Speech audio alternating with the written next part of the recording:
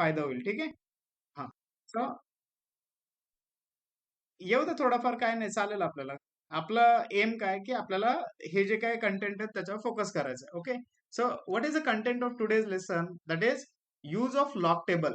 Lock टेबलचा use कसा करायचा? आता तुम्ही सगळे 12वीला आहात, पण 11वी मध्ये जे दुर्लक्ष केलं त्याच्यामुळे आपल्याला आता हे पुढे जावं लागतंय. ठीक आहे.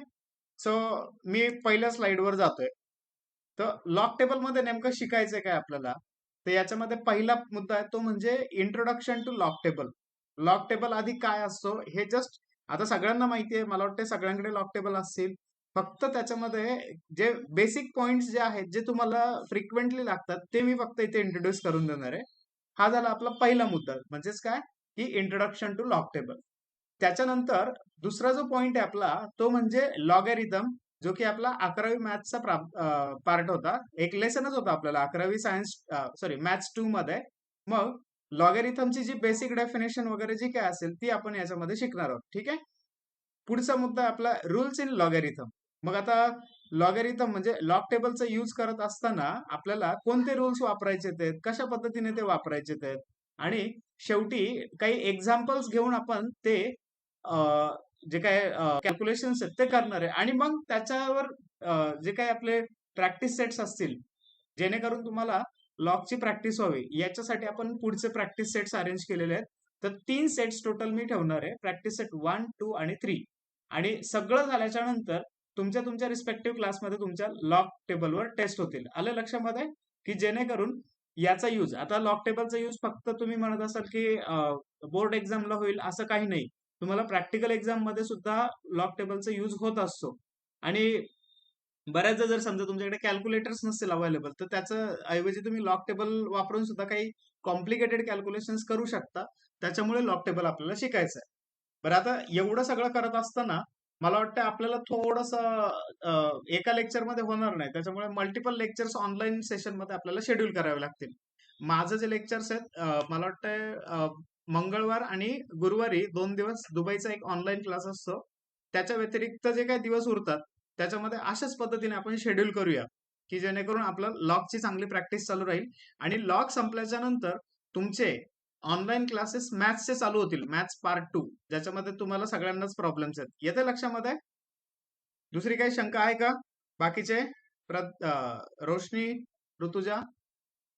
हा, मग तुम्हाला लक्षात आलं ना? हा, म्हणजे तुम्ही जे रेग्युलर क्लासरूमला इथे येत आहेत ना, याच्या व्यतिरिक्त तुम्हाला ऑनलाईन मॅथ्सचे क्लास सुद्धा अटेंड करायचे आहेत. आठवड्यातनं किमान 2 क्लास झाले पाहिजेत आपले. आले लक्षामध्ये? ओके. आणि मी शक्यतो हे सगळे लेक्चर्स जे आहेत ते रेकॉर्डेड सेशन मध्ये ठेवेल, की जेणेकरून तुम्हाला म्हणजे नंतर युट्यूबवर अपलोड केल्याच्या नंतर तिथून सुद्धा रेफरन्स घेता येईल. आणि काय डाऊट्स असतील, तुम्ही रेग्युलर भेटतातच मला इथे क्लासरूम मध्ये, तर तिथे सुद्धा तुम्हाला डाऊट विचारायला चान्स असेल. बर, मी माझ्या मुद्द्याला स्टार्ट करू आता. पहिला आपल्याला पहिलं काय शिकायचं मी सांगितलं, इंट्रोडक्शन टू लॉग टेबल, बरोबर? हम्म. हा, तर आता मोस्टली मी जो फॉलो करतो हा नवनीतचा लॉक टेबल मी सगळ्यांना क्लासरूम मध्ये दाखवलेला आहे. ग्रीन कलरचा जो माझ्याकडे आहे, याचं जस्ट इंट्रोडक्शन देतो. आता हे काय पाहिजे आपल्या कामाचं नाहीये. फक्त घेताना ज्यावेळी दुकानात जाल त्यावेळी व्हेरीफाय करून घेत चला. त्याच्यानंतर जे आपल्या कामाचं जे काही मटेरियल इथे ते मला इथे फक्त हायलाइट करायचे. पहिली गोष्ट म्हणजे याच्यात आपल्याला सांगितलेली ती म्हणजे लिस्ट ऑफ सिम्बॉल्स. आता लिस्ट ऑफ सिम्बॉल्स मध्ये काय काय आहेत, तर याच्यामध्ये तुम्ही डिटेलमध्ये पाहू शकताय. ठीक आहे, थोडं झूम करतोय म्हणजे आपल्याला एक एक सिम्बॉल डिटेलमध्ये पाहता येईल. बऱ्याचदा गणितामध्ये आपण किंवा मॅथ्स मधले काही स्टेटमेंट वाचत असताना आपल्याला प्रॉब्लेम्स येतात बऱ्याचदा. मग त्या केसमध्ये जे सिम्बॉल वापरायचे असतात ते बघा. एन हा सिम्बॉल आपण सेट ऑफ नॅचरल नंबर साठी वापरतो, किंवा डब्ल्यू जो असेल तो होल नंबर साठी, आय इंटिजर साठी. असे करत करत सबसेट, आता हे सबसेट वगैरे तुम्हाला नाहीये, पण हे इथे एक सिम्बॉल दिसतंय 5 प्रकारचं. ठीक आहे, त्याला एम्प्टी सेट किंवा नल सेट दाखवण्यासाठी होतो. त्याच्यानंतर हे ग्रेटर दॅन कशाला म्हणायचं, लेस दॅन कशाला म्हणायचं, किंवा लॉजिक मध्ये जे आपण शिकलो इम्प्लाइज म्हणजे काय, डबल इम्प्लाइज म्हणजे काय, त्याच्यानंतर equal to, not equal to, approximately किंवा सिमिलरली.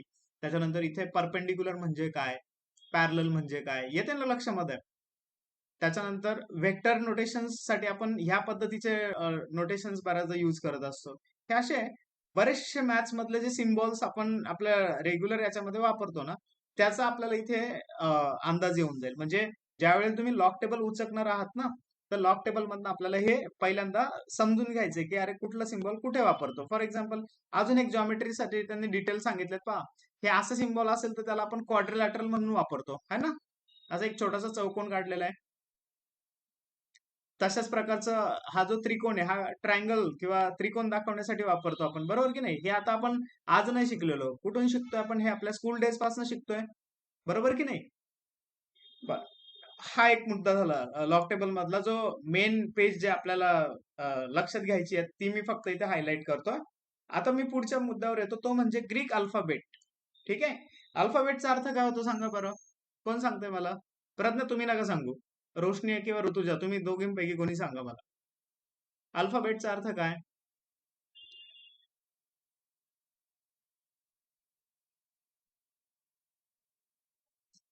ओके, ते इंग्लिश मधनं झालं बरोबर ना. मराठीची पण अल्फाबेट्स आहेत का? मराठीमध्ये आहे का? अ आ इ वगैरे आपण म्हणतो की नाही, मुळाक्षर. हा. आणि त्याच्यामध्ये आता आपण ठीक आहे, परत एकदा इंग्लिशकडे जाऊया. इंग्लिशमध्ये आपल्याला माहिती आहे काय काय असतं. स्मॉल लेटर्स, कॅपिटल लेटर्स असे असतात की नाही. असंच जी आपली ग्रीक लँग्वेज जी आहे ना, तर ग्रीक लँग्वेज मध्ये काही अल्फाबेट्स आहेत. पण मग आपल्याला ग्रीक अल्फाबेटचा स्टडी कशासाठी करायचा, तर बऱ्याचदा जी काही सायंटिफिक इन्फॉर्मेशन इथून मागे जी कलेक्ट झालेली आहे ना, ती ग्रीक लँग्वेज मध्ये असल्यामुळे त्यांनी काय केलेलं आहे, काही काही तिकडचे सिम्बॉल हे त्याच्यामध्ये एक्सटेन्सिव्हली किंवा मोठ्या प्रमाणामध्ये वापरलेले आहेत. म्हणून ज्यावेळी एखादं पुस्तक वाचत असतो ना आपण, तर त्या केसमध्ये आपल्याला ह्या ज्या काही गोष्टी आहेत, म्हणजे ते सिम्बॉल्स जे आहेत ते वाचता आले पाहिजेत. तर त्यातलं आता मी इथे पूर्ण एबीसीडी ग्रीक अल्फाबेटची ती वाचून दाखवतो. मग त्याच्यानंतर आपण आपल्या पुढच्या मुद्द्याकडे जाऊया. इथे पहिलं सिम्बॉल दाखवलंय अल्फा. सगळ्यांना लक्षात आलं अल्फा म्हणजे काय? हा. प्रज्ञा तुम्ही पण मध्ये मध्ये द्या बरं का आन्सर. मी फक्त ज्याच्या वेळी सांगेल ना की तुम्ही सांगायचं ना, त्याच वेळी तुम्ही हे केलं तरी चालेल. ठीक आहे. ओके, पुढचं सिम्बॉल दिलं आपल्याला बीटा. बरोबर ना. अल्फा बीटा वापरलेत की नाही याच्या आधी? अल्फा बीटा गॅमा, नंतर डेल्टा, मग इप्सायलन. इप्सायलन कुठे वापरलं होतं रे आपण? आठवलं का? हा फिजिक्स मध्ये कुठे पण? ते इलेक्ट्रोस्टॅटिक्स मध्ये होतं, बरोबर की नाही? ओके, नाही प्रेशर मध्ये नव्हतं इप्सायलन नॉट ना, किंवा इप्सायलन प्रेशर मध्ये नव्हतं. हा, कधी कधी करंट, इलेक्ट्रिक करंट मध्ये वापरलेलं आहे. ठीक आहे. नंतर झेटा, आता हा सिम्बॉल आपण वापरलेला नाहीये, पण कधी कदाचित पुढे तुम्हाला फ्युचर मध्ये येऊ शकतो. तर एक जस्ट इंट्रोडक्टरी. हा. आता हा जो सिम्बॉल दिसतोय इटा, हा वापरलाय आपण प्रेशर मध्ये. विस्कॉसिटीचं डिस्कशन होतं तिथे, आठवतंय? त्याच्यानंतर पुढचं आहे थिटा. थिटा तर मला वाटतं तुम्हाला 9वी-10वी पासूनच माहिती आहे. ट्रिग्नोमेट्री मध्ये आपण खूपच वापरतो आहे ना. नंतर पुढचा सिम्बॉल दिलेला आहे आयोटा म्हणून, स्मॉल आय सारखं काहीतरी ते सिम्बॉल आहे. तो काय आपल्याला फार जास्त युज मध्ये नाहीये. नंतर कप्पा, बरोबर ना. कप्पा म्हणजे अं? नाही नाही नाही नाही, कॉन्स्टंट के नाहीये तो ऍक्च्युली. आपण आता कॉन्स्टंट बद्दल नाही डिस्कस करत आहे. आपण फक्त डिस्कस करतोय सिम्बॉल बद्दल, कारण आपण हे सिम्बॉल वापरतो ना बऱ्याचदा कॉन्स्टंट दाखवण्यासाठी सुद्धा. तर कप्पा हे एक सिम्बॉल आहे सिम्पली. आलं लक्षामध्ये? कप्पा नंतर काय पुढे? लॅम्बडा आहे, बरोबर. लॅम्बडा तर आपण बऱ्याच ठिकाणी वापरतो वेव्हलेंथ दाखवण्यासाठी. तरंग लांबी. रोशनी आठवते का तरंग लांबी? हा, तर ते तुम्हाला 9वी-10वी ला होतच की नाही. त्याच्यानंतर इथे म्यू नावाचा सिम्बॉल आहे. म्यू याच्या आधी आपण कुठे वापरलंय का? कुठे? केमिस्ट्री मध्ये वापरलंय. ओके, अजून रोशनी दुसरीकडे कुठे वापरलंय का? मला वाटतं ते मायक्रोमीटर दाखवण्यासाठी आपण म्यू काढतो, आठवतंय ना. म्हणजे मायक्रोमीटरला जर आपल्याला शॉर्ट मध्ये लिहायचं असेल तर आपण असं लिहितो म्यू एम, बरोबर की नाही. त्याच्यानंतर अजून एक इम्पॉर्टंट सिम्बॉल आहे इथे, त्याला म्हटलेलं आहे न्यू. आता याच्यामध्ये गडबड करायची नाही की म्यू आणि न्यू. न्यू हा फ्रिक्वेन्सीसाठी आपण बऱ्याचदा वापरत असतो. नंतर पुढचा आहे झाय. इथे दिसतोय हा, झाय. नंतर आहे ओमिक्रॉन. आता हे बघा, जे सिम्बॉल आपण जास्त वापरत नाही ना, त्याच्याबद्दल मी काही जास्त डिटेलमध्ये सांगणार नाही. जेवढे जेवढे आपल्याला रेग्युलर वापरावं लागतात ना, तेच फक्त मी इथे सांगतोय. ओमिक्रॉन आपण काय जास्त वापरत नाही. नंतर पाय वापरतो का रे आपण? कुठे? गणितातलं. हा, मॅथ्स मध्ये आहे, फिजिक्स मध्ये आहे, बरोबर की नाही, बऱ्याच ठिकाणी. आपला पाय आहे, सिग्मा सॉरी रो आहे, नंतर सिग्मा पण आहे, बरोबर ना? हे आपलं रेग्युलर आहे. हे सिम्बॉल आता रिसेंटली आपण एका सिग्माचं ते कॅपिटल जे सिम्बॉल आहे ना, ते आपण रिसेंटली कुठेतरी वापरलंय. आठवतंय तुम्हाला? कुठे? Okay, Kirchhoff law. अजून ऋतुजा तुम्ही सांगा, सिग्माचा अजून कुठे वापरलं होतं आपण? समेशन दाखवण्यासाठी कुठे वापरलं होतं का? हिंट देतोय मी तुम्हाला. ऋतुजा आहात का मीटिंग मध्ये? रोशनी? हा, हे सिम्बॉल कुठे वापरलं आपण सिग्माचं? मी ज्याला टिक केलंय ते. अरे येतोय का आवाज?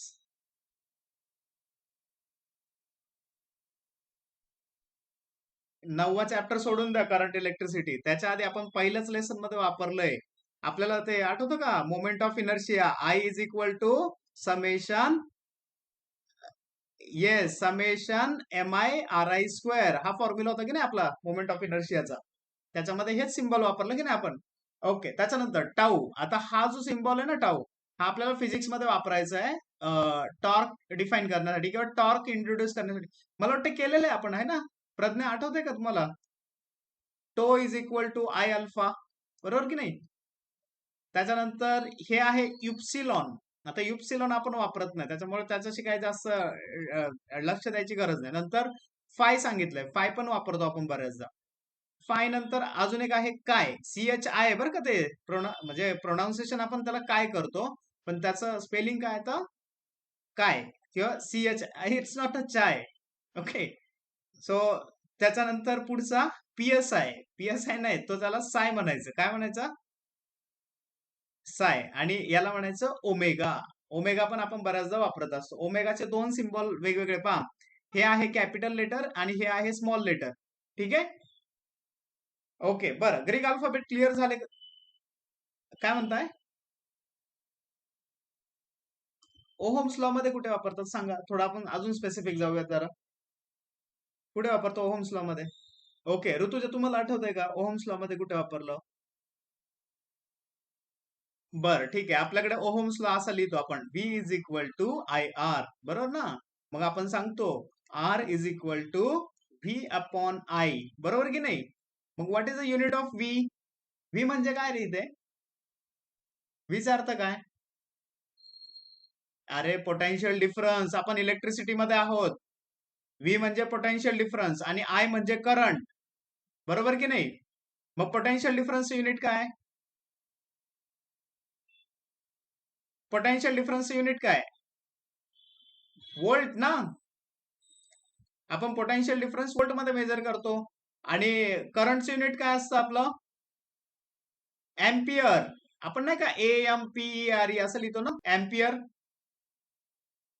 बरोबर?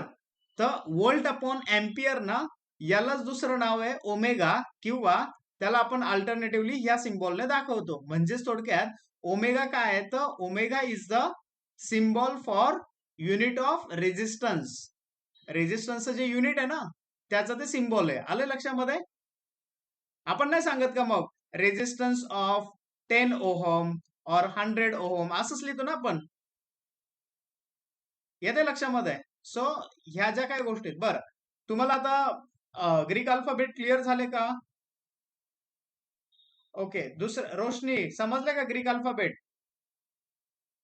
हा, पेपर वाचत असताना किंवा एखादं पॉइंट वाचत असताना जे काही आपल्याला डिफिकल्टीज येणार आहेत, त्या इथून आपल्याला पहिल्यांदा सॉल्व्ह करायच्या आहेत. मग आता लॉग टेबलचं हे पहिलं पान झाल्याच्या नंतर मी पुढच्या पानावर जातोय, की ज्याच्यामध्ये आपल्याला जे बेसिक डिटेल्स जे लॉगॅरिथमचे शिकायचे आहेत ना, तर मी जस्ट एकदा तुम्हाला त्याची ओव्हरलाईन आउटलाईन सांगतो, ज्याच्यामध्ये लॉगॅरिथमची डेफिनेशन दिलेली आहे. त्याच्यानंतर लॉज ऑफ लॉगॅरिथम काय असतात ते सांगितलेलं आहे. कॉमन लॉग म्हणजे काय किंवा नॅचरल लॉग म्हणजे काय, याच्याबद्दल थोडं डिस्कशन आहे. कुणाचा नॉईज जास्त आहे रे? थोडं आजूबाजूला काय गोंधळ चाललेला आहे का? ओके, नॉईज कमी झालेला आहे, पण कुणी म्यूट केलंय आता सध्या? अच्छा, अच्छा, ऋतुजा तुमच्या इकडे नॉईज आहे का काही थोडंफार? ओके, चल. पुढे आपण आपलं डिस्कशन कंटिन्यू करूया. तर ह्या ज्या काही गोष्टी आहेत ना, मी आता एक्सप्लेन करत नाही, कारण मला हे ऑलरेडी तुम्हाला पुढच्या ह्याच्यामध्ये जे पॉईंट सांगितले होते की नाही मी, डेफिनेशन ऑफ लॉग, त्याच्यानंतर लॉज ऑफ लॉगॅरिथम आणि त्याचं युज ऑफ लॉगॅरिथम, तर त्या केसमध्ये मी तुम्हाला हे एक्सप्लेन करेल. पुढच्या पॉईंटकडे जाऊया आपण. ओके, याच्यातही तेच सांगितलेलं आहे. मग लॉग म्हणजे काय, अँटी लॉग म्हणजे काय, ते फाइंड आउट कसे करायचे असतात, त्याच्याबद्दल याच्यामध्ये डिस्कशन दिलेलं आहे. आणि त्याचा एक्सटेन्सिव्ह यूज कशा पद्धतीने करायचा हेही याच्यामध्ये सांगितलेलं आहे. तर त्याच्याबद्दल आपण डिस्कशन थोडं नंतर पाहूया. मग लॉगॅरिथम शिकत असताना आपल्याला हे दोन टेबल जे आहेत मेन, एकाला लॉगॅरिथम म्हटलं जातं वरती आणि दुसऱ्याला अँटी लॉग असं म्हटलं जातं. येते लक्षामध्ये? एकाला काय म्हणायचं, लॉग म्हणायचा आणि एकाला अँटी लॉग म्हणायचं. हा लॉगचा टेबल आहे, तो वापरायचा कसा आपण ते पुढे बघूयाच. आता फक्त याच्यामध्ये काय काय पॉइंट्स आहेत ते मी तुम्हाला हायलाइट करून देतोय बघा. इथून 0 to 9 असे काही कॉलम्स बनवलेले आहेत, दिसतात सगळ्यांना? Rutuja, okay, good. नाव त्याच्यानंतर इथे 10 पासून जे काउंटिंग स्टार्ट झालं, आता येलो लाईन ड्रॉ केलेली इथे 10 पासून काउंटिंग चालू झालं, 54 इथे संपलं, नंतर 55, 2 मिनिटं, 55 टू शेवटी किती आहे, 99 आहे, करेक्ट? नंबर्स लक्षात आले ना तुमच्या? हे जे नंबर्स आहेत ह्याच्यापासून म्हणजे कॉलम कसे केलेले आहेत, नंतर रोज कशा बनवलेल्या आहेत, कारण त्याचा यूज आपण करणार आहोत. आणि त्याच्या व्यतिरिक्त आपल्याला साईडला त्यांनी अजून एक पॉइंट हायलाइट करून दिले, त्याला नाव दिलेलं त्यांनी मीन डिफरन्स. काय म्हटलेलं आहे त्याला? मीन डिफरन्स. आणि मीन डिफरन्स मध्ये सुद्धा तुम्ही पाहू शकता जे कॉलम स्टार्ट झालेले आहेत ते किती पासून आहेत. हे बघा, नाही 0 नाही, आता याच्यामध्ये 1 पासून आहे ना. इथे पहा, लक्षात येते का तुमच्या? 1, 2, 3, 4, 5, 6, 7, 8 अँड 9. आलं लक्षामध्ये? जो मेन टेबल जो होता त्याच्यामध्ये 0 to 9 होते, पण पुढचा जो आहे त्याच्यामध्ये किती ते किती आहे, 1 to 9 आहे. मीन डिफरन्सचा जो टेबल आहे त्याच्यामध्ये. आले लक्षामध्ये? हा टेबल वापरायचा कसा ते आपण पुढच्या केसमध्ये ज्यावेळी आपण यूज ऑफ लॉगॅरिथम पाहू ना त्यावेळी डिस्कस करायला घेऊया. मी पुढे जातोय आता. जाऊ का पुढच्या पेजवर मी? ओके. सो आता याच्यामध्ये, ओके, याला वेगळंच नाव आहे, याच्यावरती टायटल दिलंय अँटी लॉगॅरिथम. काय डिफरन्स दिसतोय रे दोघांमध्ये? सेम आहेत ना मला वाटतंय. वन से पॉइंट, 1 सेकंड मला, wait wait wait wait wait. Okay, हा. हा, पहा प्रज्ञा, आता तुम्ही थोडं बसा जरा, तुम्हाला थोडंफार माहिती आहे त्याच्याबद्दल. बाकीचे रोशनी किंवा ऋतुजा, तुम्ही सांगा याच्यामध्ये काय डिफरन्स दिसतोय रे? सेम आहे का? अच्छा, पण सुरुवात कुठून झाली तुम्ही पाहते का? 0.00 आहे ना, आणि शेवट कुठे झालेला आहे? 0.99 इथपर्यंत डिफरन्स. हा एक बेसिक डिफरन्स आहे. अजून याच्या व्यतिरिक्त काही डिफरन्स आहे का? नाही, बाकीचं स्ट्रक्चर सेम आहे ना. म्हणजे जे कॉलम्स किंवा जे काय मीन डिफरन्सचं जे काय होतं, जवळपास म्हणजे व्हॅल्यू बदललेल्या आहेत, पण त्याचं जे बेसिक स्ट्रक्चर आहे ते सेम आहे. मग आता याच्या नावातच अर्थ आहे पहा ना, लॉगॅरिथम आणि अँटी लॉगॅरिथम. अँटीचा अर्थ काय होतो? प्रज्ञा, तुम्ही सांगू शकता उत्तर आता. अँटी म्हणजे काय?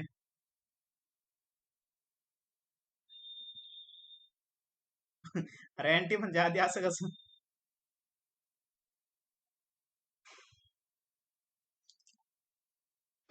तुम्ही विचार करा, 2 मिनिटं विचार करा, मी एक कॉल हँडल करतो हा. हा, बोल ना.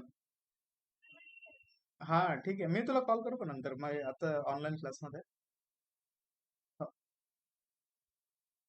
ठीक आहे, तुझे घे, आवरून घे, मग करतो कॉल. ओके. ओके, अँटी म्हणजे डेसिमल असं प्रज्ञाचं म्हणणं आहे. इकडे ऋतुजा, तुमचं काय म्हणणं आहे? अँटीचा अर्थ काय होतो?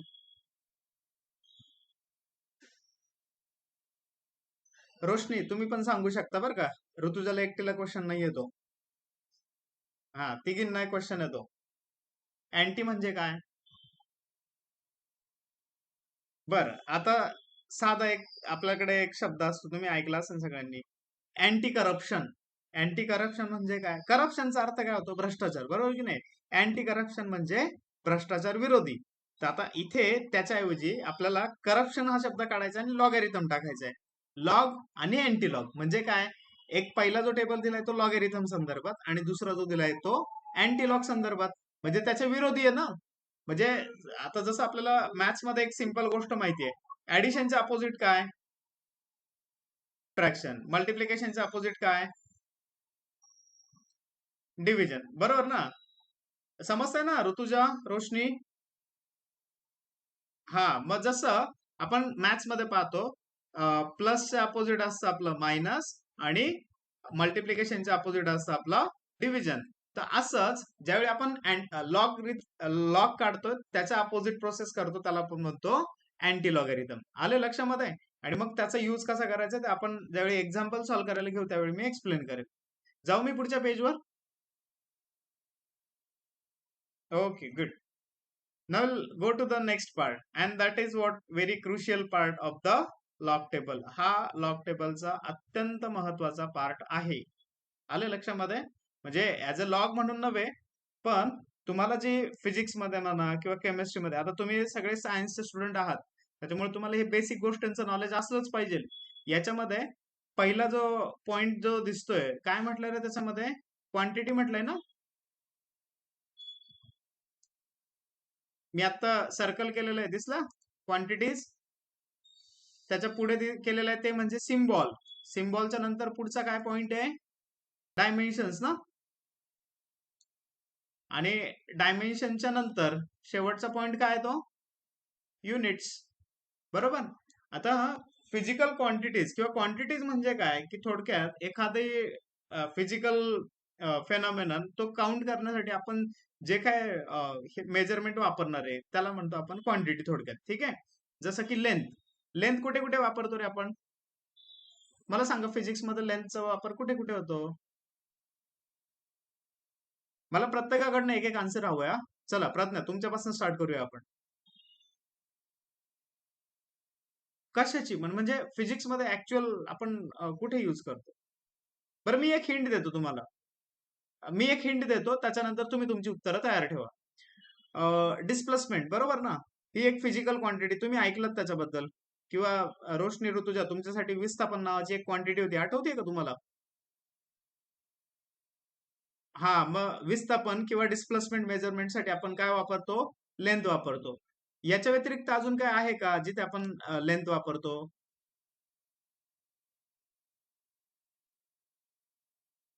ते तर कॉमन झालं रे. आपण जॉमेट्री मध्ये नाही, आपण फिजिक्स मध्ये आहात थोडस. हे बघा, मी अजून एक एक्झाम्पल देतो तुम्हाला. आपण ज्यावेळी डिस्टन्स काढायला घेत होतो की नाही, नाही का, आपण ते कायनेमॅटिकल इक्वेशन्स ऑप्टेन केले, sorry, kinetic energy of rotating body obtain केली, त्याच्यामध्ये जे इंडिव्हिज्युअल मासेस आपण ते ठेवलेले होते त्यांचं रोटेशनल ऍक्सिस पासूनचं डिस्टन्स मोजण्यासाठी आपण लेंथ वापरली होती. आठवते सगळ्यांना? त्याच्यानंतर तुम्हाला जर 9वा चॅप्टर, मला वाटतं तिघींचा झालेला आहे ना 9वा चॅप्टर शिकवून, त्याच्यामध्ये हा, करंट इलेक्ट्रिसिटी, पोटॅन्शिओमीटर शिकलात का तुम्ही? हा, मग पोटॅन्शिओमीटर मध्ये आपण लेंथ मेजर करत होतो, आठवतंय का? ती बॅलन्सिंग लेंथ असं आपण त्याला म्हटलं होतं. येते लक्षामध्ये? ओके. त्याच्यानंतर त्याच्या व्यतिरिक्त अजून काय आहे? समजा एखादा ऍटम असेल तर त्याची साईज मोजण्यासाठी आपण त्याची रेडियस आपल्याला माहित असणं गरजेचं असतं. मग तिथे सुद्धा आपल्याला लेंथ वापरावी लागते ना.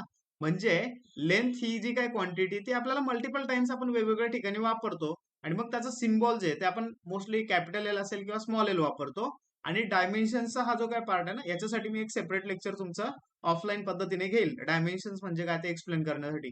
ते आता 12वीला तितकंच इम्पॉर्टंट नाहीये. जेवढ्या फिजिकल क्वांटिटी तुमच्या बुकमध्ये आहेत ना, ते इम्पॉर्टंट आहे, तेवढं आपल्याला फक्त पाहावं लागेल. त्याच्यानंतर पुढचा पॉइंट येतो म्हणजे त्याचे युनिट्स. मग लेंथ आपण कशामध्ये मोजतो? ऋतुजा, लेंथ कशामध्ये मोजतो आपण? मीटर. कोणी प्रज्ञाने सांगितलं उत्तर, मला ऋतुजाकडनं हवंय.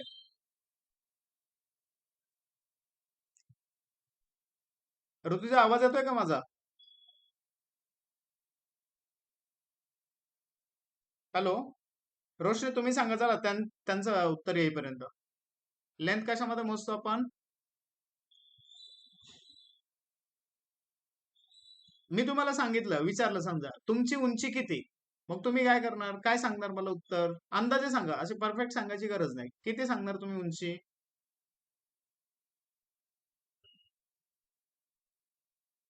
अरे बोला पटकन. मीटर मध्ये सांगणार की नाही तुम्ही?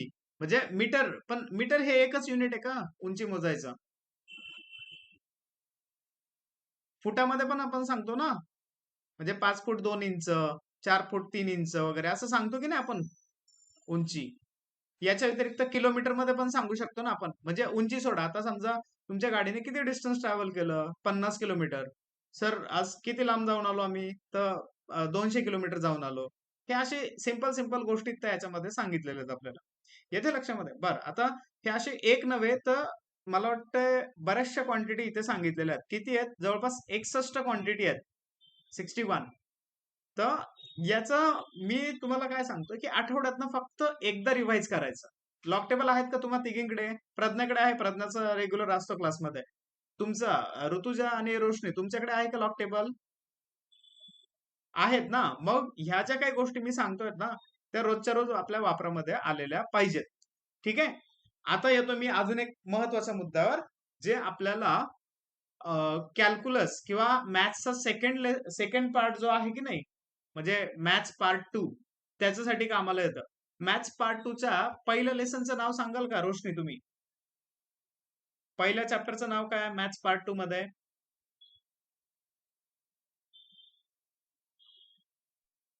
आठवतंय का?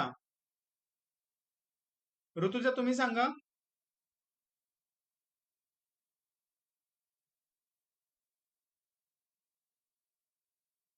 अरे आठवतंय का?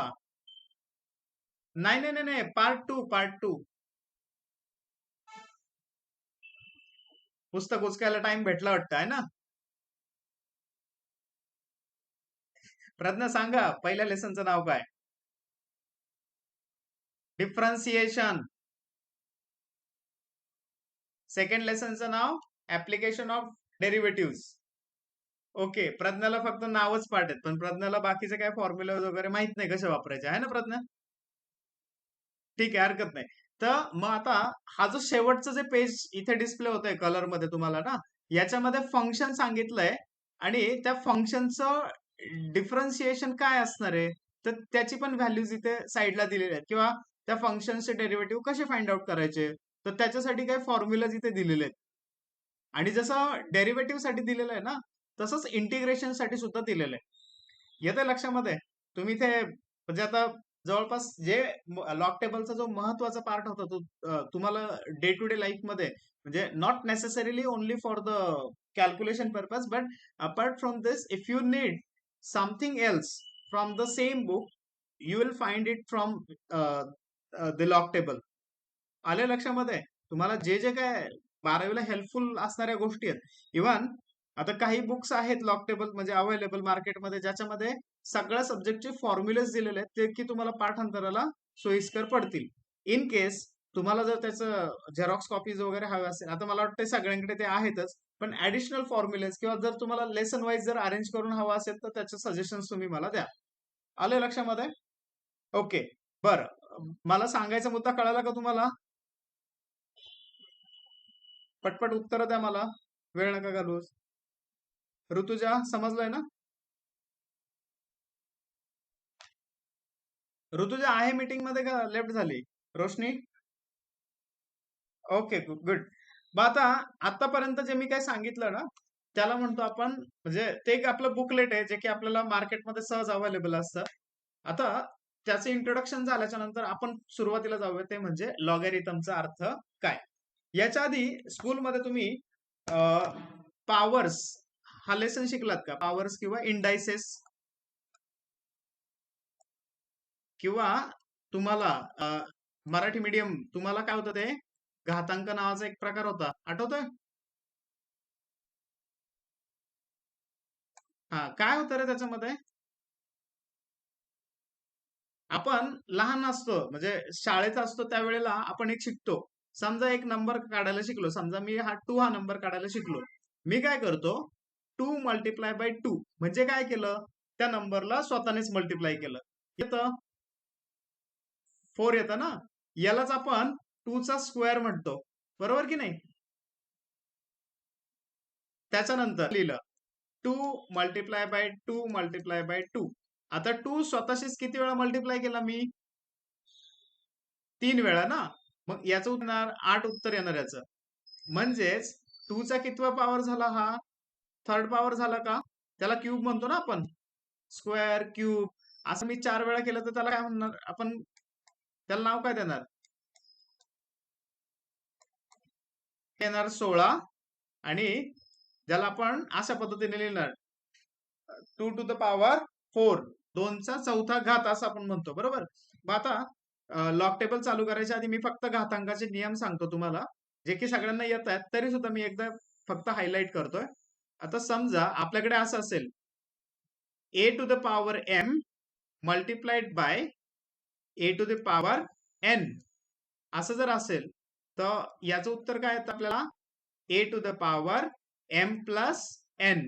हे माहिती आहे ना सगळ्यांना? अरे माहितीये का?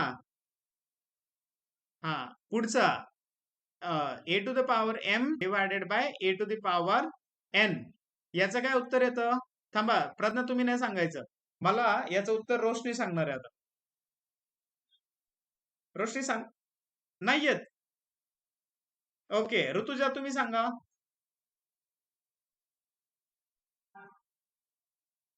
ऋतुजा पटकन सांगा उत्तर मला. ए चा पॉवर काय येणार?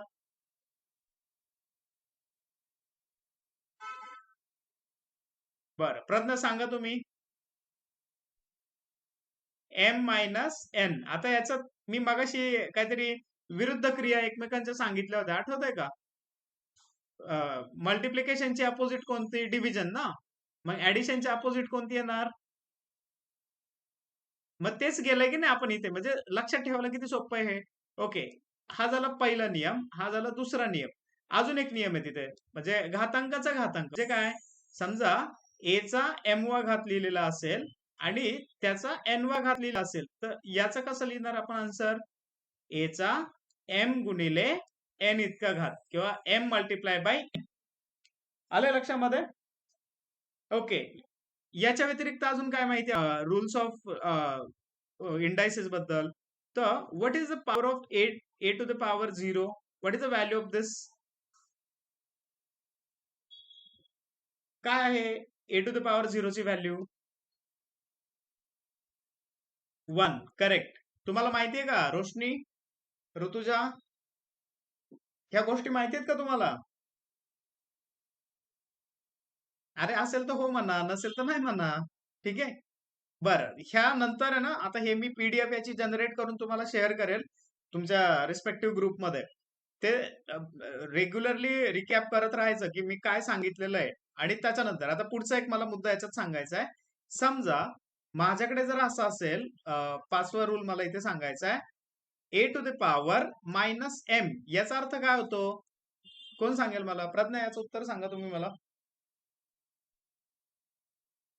म्हणजे काय? पुढे काय लिहायचं मी?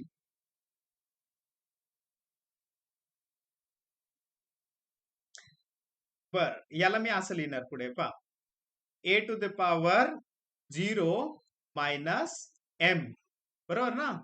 मग याला तो जो डिव्हिजनचा जो रूल होता की नाही, तो अप्लाय करून मी काय लिहिणार? A raise to 0 upon A raise to M.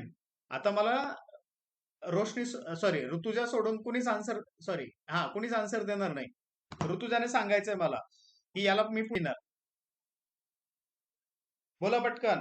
Rutuja, तुम्ही बराच वेळ शांत आहे, तुम्ही एकाही प्रश्नाचं उत्तर दिलेलं नाहीये मला आतापर्यंत. बोला पटकन.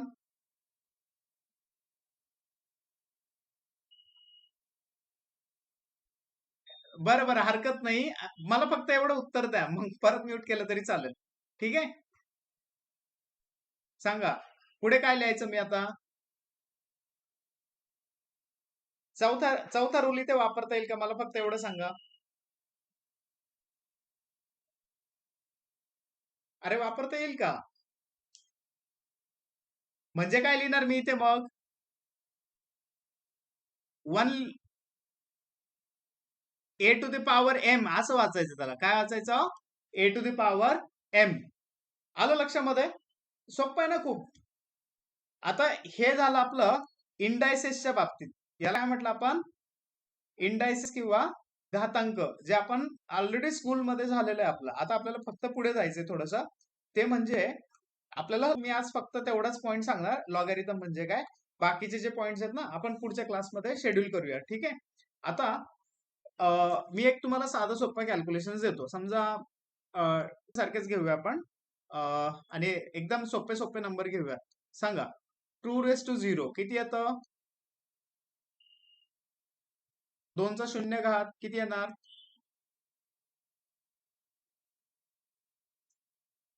अरे अरे 1 येणार ना. आता वरती आपण रूल काय शिकलो, हा आलं का लक्षामध्ये? 1 येणार. ओके रोशनी, क्लिअर ना? हे समजतंय ना काय चाललंय? ओके.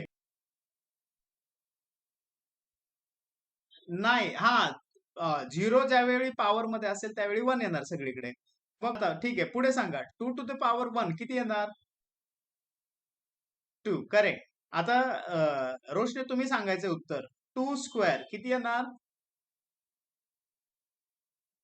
बरोबर. अरे बोला की कॉन्फिडेंटली. आणि चुकलं तर चुकू द्या, आपलाच क्लास आहे, बाकी कोण नाहीये त्यात. म्हणजे ऍटलिस्ट आज तरी कोणी पार्टिसिपंट नाही आहेत ना आपल्या याच्यामध्ये. ओके, सो 2 क्यूब किती येणार? म्हणजे 2चा तिसरा घात. नाही, परत एकदा विचार करा थोडासा. 8, 2 into 2 into 2 ना. ऋतुजा, आपण ऑफलाईन क्लासमध्ये नाही, भाषा थोडीशी, ठीक आहे. हे रेकॉर्डेड सेशन्स आहेत आणि आपल्याला हे युट्यूबवर अपलोड करायचे. आलं लक्षात ना? सो 2 raised to 3 म्हणजेच काय असतं आपलं, 2 into 2 into 2 म्हणजेच किती झाले हे बघा, 2 2 4, 4 2 8. हा, आता आपण पुढे जाऊया. 2 to the power 4 किती येणार? नाही, आधीच्या नंबरला 2 ने मल्टिप्लाय करा ना. आधी काय आन्सर आलं होतं आपलं? 8 आलं होतं की नाही? मग 8 into 2 किती झाले?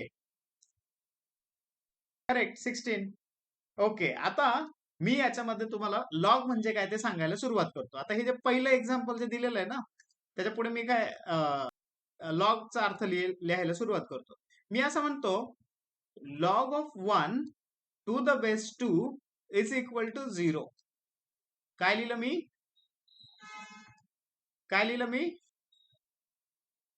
Log of 1 to the base 2 is equal to 0. बरोबर ना? अरे बरोबर की नाही? आता पुढे लिहूया मी. मी काय म्हणणार, log of 2 to the base 2 is equal to 1. समजलं का हे लिहिलेलं? हे मी लिहित चाललोय. आता पुढचं एक लिहितो. पुढच्या केसमध्ये फक्त मला मला अॅनालॉजी सांगा. आता पुढे मी जे लिहितोय, आता log of 4 to the base 2 is equal to 2. हा, ओके. त्याच्यानंतर मी आता पुढच्या केसमध्ये लिहितो, ते म्हणजे हा, log of 8 to the base 2 is equal to 3. तुम्हाला समजतंय ना रोशनी, ऋतुजा? Okay, good. हेच हवं आहे तुमच्याकडनं. म्हणजे काय होतं माहिती का, आपल्याला ऑफलाईन फार कमी वेळ मिळतो ना, आणि त्यात मी पण थकलेला असतो बऱ्याच, तर बेटर वे आपल्याला ऑनलाईन पण ऍक्सेस आहेच. मग आता इथे रोशनी तुम्ही मला सांगा, मी काय पुढे इथे लॉग काय लिहिणार मी? वरचे एक्झाम्पल पाहून सांगा मला. Log 16 to the base 2 equal to 4. बरोबर की नाही? हा, आता ह्याच्यामध्ये मी काय करतो, तुम्हाला काहीतरी एक संबंध सांगून देतोय. पहा, 4 आहे, हा कुठे आलाय? इकडे आलाय, बरोबर. हा 16 कुठे आलाय? पहा, इथे आलाय, बरोबर. आणि हा जो 2 होता तो इकडे आलाय, बरोबर. तसंच वरच्या एखाद्या एक्झाम्पल मध्ये जाऊया आपण. हा 1 कुठे रिफ्लेक्ट झालाय? इथे आलाय. त्याच्यानंतर हा जो काही 2 होता, हा इथला 2 आलाय इकडे, आणि हा जो दुसरा जो 2 आहे तो आलाय इकडे. समजतंय? अरे हे लक्षात आलं का तुमच्या प्रज्ञा? हा मग तुम्ही काय टाइमपास करताय की काय? मध्ये लक्ष आहे ना? हा आता हे मी काही एक्झाम्पल दिले होते. आता मी एक जनरल स्टेटमेंट करतो. If A to the power M equal to B, मी काय म्हटलं, A to the power M equal to B, then I that log of B to the base A equal to M. आलं लक्षामध्ये? आता त्यातला हा जो आहे ना, ए ला म्हणतात बेस ऑफ लॉगॅरिथम. ए ला काय म्हणायचं? Base of logarithm. आणि ती लॉग आहे. कशाचा लॉग आहे? किंवा याला लिहिताना आपण असं म्हणूया, M is log of B to the base, नाही A to the base A. आलं का लक्षामध्ये? बाकीचे हे दोघे जण आहे, रोशनी, ऋतुजा, समजलं तुम्हाला हे? ओके. आता मला वाटतंय आज एवढा इनफ आहे ना, जवळपास 40 मिनिटाचं लेक्चर झालंय आपलं. पण याच्यातनं तुम्हाला काय काय लक्षात आलं आज? कोण समराईज करताय? बरं एक काम करा, मला आहे ना तिघींकडनं समरी हवी आहे. प्रत्येकाने 1-2-2 मिनिटं सांगायचं की आपण आजच्या पूर्ण याच्यामध्ये ऑनलाईन सेशन मध्ये काय काय डिस्कस केलं. चला सुरुवात करूया आपण प्रज्ञापासून. प्रज्ञा बोला. बोला बोला पटकन बोला. हा हा हा हा. हम्म. Okay good. हा ठीक आहे. नाही अजून आपण लॉक काढायला शिकलेलो नाहीये. लॉक काढायला आपल्याला पुढे शिकायचंय. फक्त त्याचा अर्थ समजून घेतला आपण, लॉक कशाला म्हणायचं. ठीक आहे. ओके. पुढचं, हा पुढचा नंबर ऋतुजाचा. ऋतुजा सांगा काय काय झालं आपलं. हा. हम्म. अँटी लॉगेरिदम म्हणजे काय वगैरे नाही का, त्याचं फक्त जस्ट इंट्रोडक्शन घेतलं आपण. आता शेवटचा नंबर रोशनीचा.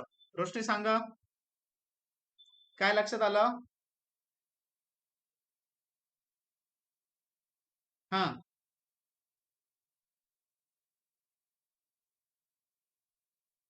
बरं ठीक आहे चालेल. आता मी इथे रेकॉर्डिंग स्टॉप करतोय.